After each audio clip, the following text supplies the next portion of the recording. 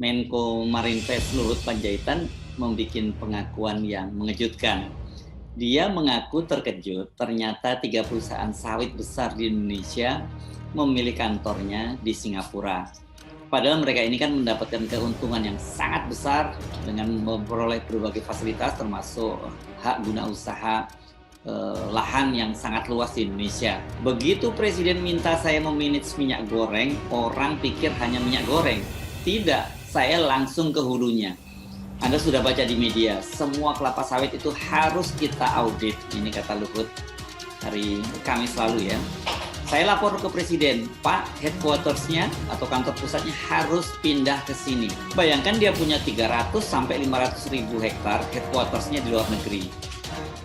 Dia bayar pajaknya di luar negeri. Not gonna happen. You have to move your headquarters to Indonesia.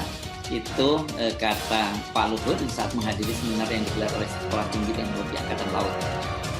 Pengakuan Luhut Panjaitan ini jelas membuat banyak orang terkejut. Nggak salah nih, sebagai seorang menteri yang sangat berkuasa dan juga pengusaha besar yang memiliki sejumlah lahan kelapa sawit, pernyataan Pak Luhut ini tentu saja sangat aneh bin janggal. Masa iya sih Pak Luhut baru tahu? Ini kalau betul-betul Pak Luhut tidak tahu, ini disebut oleh anak muda sekarang udet alias kurang update.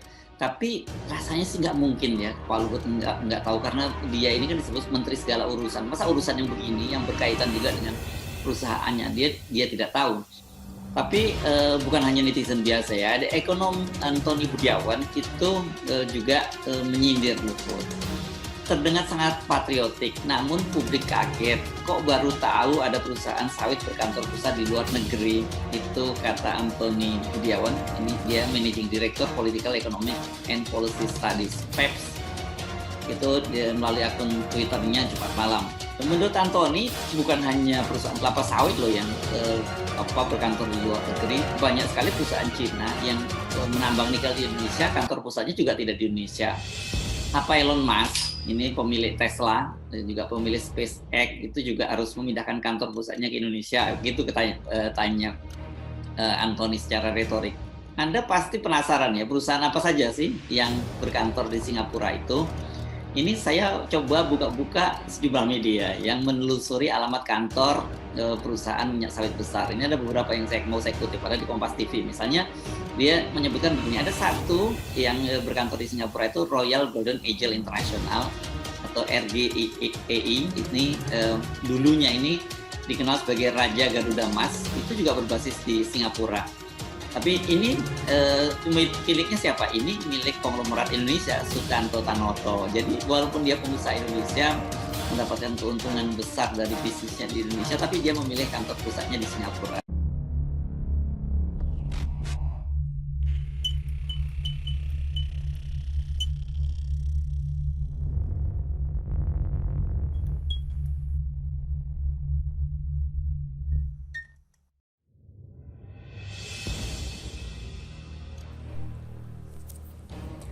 Antoni Budiawan mengatakan 2019 oligarki semakin brutal menuju kriminal. Pernyataan salah seorang deklarator Front Nasional Pancasila Penyelamat Negara FNPPN, Nurmandiah, tentang politik di Indonesia kini semakin brutal, diamini oleh Managing Director Political Economy and Policy Studies PEPS Antoni Budiawan.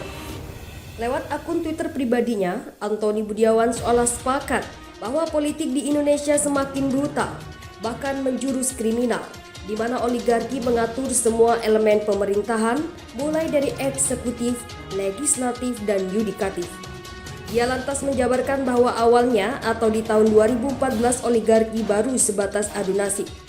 Pemimpin yang lemah dan nurut dipasang, baru kemudian semua digasak.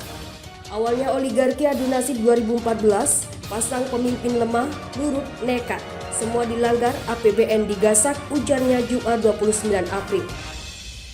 Sementara 5 tahun terakhir, sambungnya, oligarki semakin brutal, bahkan tidak berkehendak untuk mengubah konstitusi. Bahkan sebagaimana informasi yang didapat politisi PDI Perjuangan Masinton Pasaribu, uang hasil korupsi ekspor CPO akan digunakan untuk mendanai penundaan pemilu. Pemilu kardus, kriminalisasi undang-undang, mau kudeta konstitusi dengan tunda pemilu, pakai uang korupsi ekspor CPO, tutupnya. Nurmandia sempat mengurai bahwa politik semakin brutal, tolak ukurnya adalah semua elemen pemerintahan, mulai dari eksekutif, legislatif, dan yudikatif yang seolah dikuasai oligarki. DPR memfasilitasi membuat undang-undang yang bertentangan dengan Undang-Undang Dasar. Semua itu dijaga oleh MK untuk melanggengkan pelanggaran Undang-Undang Dasar. Yang mengatur di belakang semua itu oligarki yang lapar dan buas, tegasnya kepada wartawan Rabu 27 April.